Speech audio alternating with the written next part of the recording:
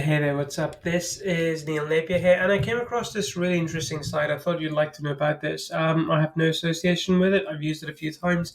I think it's pretty good to literally, like it says on the screen, instantly discover what your audience reads, watches, listens to, and follows. So if you're running any kind of, say, Facebook ads, or if you want to know the demographics of your audience, what are they paying attention to? What kind of words are they absorbing? What voices are in their head? This website will give you a lot of that. I'm sure there are similar sites like this, but this is pretty good. Now, if you were to go check out the paid plans, there are paid plans as well. And honestly, it's worth considering if you want unlimited data and as well as email and social contact data. But for now, I will focus on the free plan and I'll show you what that entails. You can do 10 searches a month with this. So let's say if you were looking for things like what your audience talks about, use these words in their profile on social media, follows particular social accounts, frequently visits websites, and uses hashtags, things like that. You can watch a demo here, but in a very simpler way. Let's say I wanted to pay attention to someone that does any kind of digital marketing. So maybe they talk about or email marketing. I think that's a good one. So I'll go for email marketing, and I'll click on Discover Now. So then it asks me to register my account if I wanted to get more details, but if it is able to populate some details, so I'm able to look at what brand names are on top of their attention. So HubSpot is one, for example, or and Haldi, and so on. So if you want, you can just go and register your account. I'll do that very shortly as well. Okay, I've registered a free account, and as you can see from their database, they found 255,000 people that have been talking about email marketing, and this is sample of the data. You can see audience insights, so what are the top phrases in their bios. So if you wanted to run ads, for example, if you wanted to write content for them, this would give you some ideas as to what kind of content you should focus on. Their top hashtags, if you're posting content on TikTok, Instagram, Twitter, you could use these hashtags as well. And again, these are the brands that they associate with, the websites they typically go to, hidden gems, as well, such as, they engage with acoustic and so on, which might be outside of your immediate market, and some other websites as well they engage with.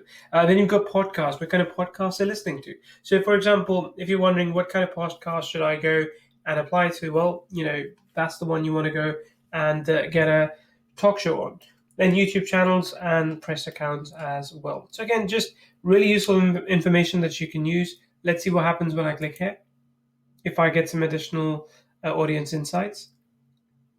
Okay, there you go. Some much more in-depth data. So these are the frequently used keywords when it comes to email marketing to talk about strategy or customers or tools, improve growth, and all these things. You can click here and you can get a bit more detail as well. Now, this, of course, becomes a second search, right? So this is a second search that I'm now done. I'll go back because I don't particularly need this one. So there you go. Frequently used phrases in their shares and content, frequently used words and phrases in profile bios, hashtags, media and political insights as well. So most of them tend to lean left. Now you may disagree with that, and that's completely fine. But that's what the data here delivers, and you can see as well that they're kind of sharing mostly factual to highly factual articles, and political social following as well, which matches basically what they are sharing, and geographical insights too. That's useful again if you're running ads. You know which areas to target, and country-based insights as well. Now, of course, this might be biased if they are looking for US data only. Coverage insights as well, average post per week, and profile coverage as well. So where they get most of the data from. Okay, then let's go into YouTube. So here again, you can look at what kind of channels they're paying attention to. Again, I have only a free account, so this is all I can see. Let's go to podcasts. Same thing. You get some podcast ideas. So if you are into podcasting, you can reach out to them and say, hey, I noticed that a lot of my audience listen to your podcast. These are the podcast episodes I've done. I'd love to come and do a podcast with you if that is possible. Of course, not everyone may actually take you on, but that is something you can do. Same thing with websites. It gives you ideas as to what websites people go to, and you can try and go there and try and get a guest post, for example, because that's where most of your audience is heading to. So this is what I would advise you to use if you're doing some kind of free research. And There you go. With custom audiences, you can upload a list of your customers, subscribers, or respondents and get an audience and intelligence data on exactly the people you care about most. This is paid, though. I think this one is premium plan and above. Let me just see how much that is. Oh wow, that's expensive, but it is probably worth it. So again, if you are considering, better understanding your audience, where they're coming from and such, this is something that you may want to use in your business, if only for a short time.